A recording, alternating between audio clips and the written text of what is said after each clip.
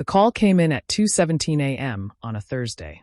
I remember the exact time because I was staring at the clock, uneasy about why my wife, Jessica, still hadn't come home from her so-called late client meeting. Down the hall, our 8-year-old son, Tommy, was asleep, completely unaware. "Mr. Anderson, this is Dr. Patricia Wells from Cedar Heights Fertility Clinic. I apologize for calling so late, but there's an issue with your wife's records, and I need to confirm some details." My stomach dropped. "A fertility clinic? Jessica? We'd been trying for another baby for 3 years. She always insisted on handling the appointments alone, claiming my work schedule was too demanding. I had trusted her without question. If you think you know where this is going, hit that subscribe button, because what happened next destroyed everything I thought I knew about my marriage. I'm sorry, doctor, you must have the wrong person. My wife and I have been trying to conceive, but we've never been to your clinic." There was silence then.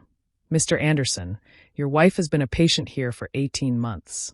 She's been undergoing fertility treatments, but according to our files, she's registered as single. And she's currently 12 weeks pregnant." The phone nearly slipped from my hand. 12 weeks pregnant. Jessica's odd behavior suddenly made sense. The mood swings, the fatigue, the unexplained doctor visits she brushed off as routine. Pregnant, and she hadn't told me. "Sir, are you still there?" "Yes," I whispered, forcing the words out. "Who's listed as the father?" "I can't share patient details, but there seems to be a mistake in the file. The emergency contact isn't you. It's a man named Ryan Mitchell. He's been at every appointment with her." Ryan Mitchell. My brother-in-law. Jessica's sister's husband. The man who had been staying in our house for 6 months while going through his divorce. I hung up and sat frozen in the kitchen, surrounded by the life we had built. Tommy's drawings taped to the fridge, last year's Christmas photo, and the pregnancy test I'd found in Jessica's purse just 2 weeks earlier. She swore it was negative. Tears burned my eyes. At 3:30 a.m., I heard keys in the door. Jessica crept in, trying to be quiet, but I was waiting at the kitchen table with the lights on. "David, what are you doing up?" Dr. Wells called. Her face went white. She collapsed into a chair. For a moment, we just stared at each other across the table where Tommy once did his homework, where we'd shared dinners and planned our future. "How long?" I asked. "David, I can explain. How long have you and Ryan been together?" Tears rolled down her cheeks. 2 years. It wasn't supposed to happen.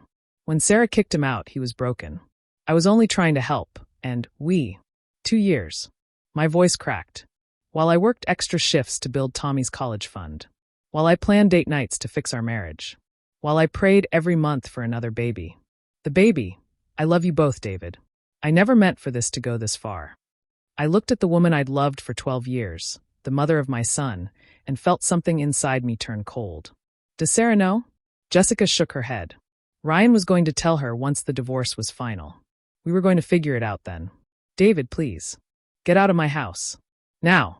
She left that night with nothing but a suitcase. The next morning, I sat Tommy down.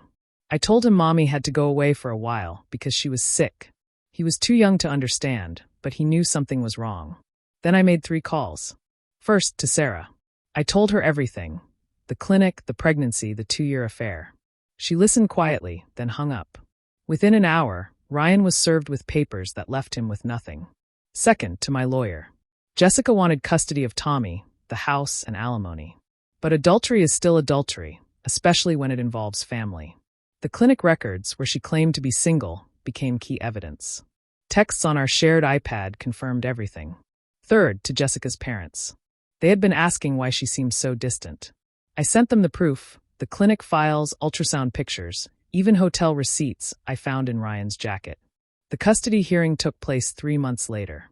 Jessica sat across the courtroom, visibly pregnant. Ryan wasn't there. Sarah had taken everything in their divorce, and his own family had cut ties. "Your Honor," my lawyer said, "Mrs. Anderson not only committed adultery with her brother-in-law, she deceived her husband during fertility treatments, all while relying on him to support her and the man betraying him." The judge ruled in my favor.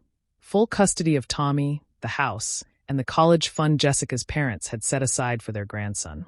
They transferred it to me after learning the truth. But the real revenge came 6 months later, at Tommy's 9th birthday party. Jessica wasn't allowed to attend.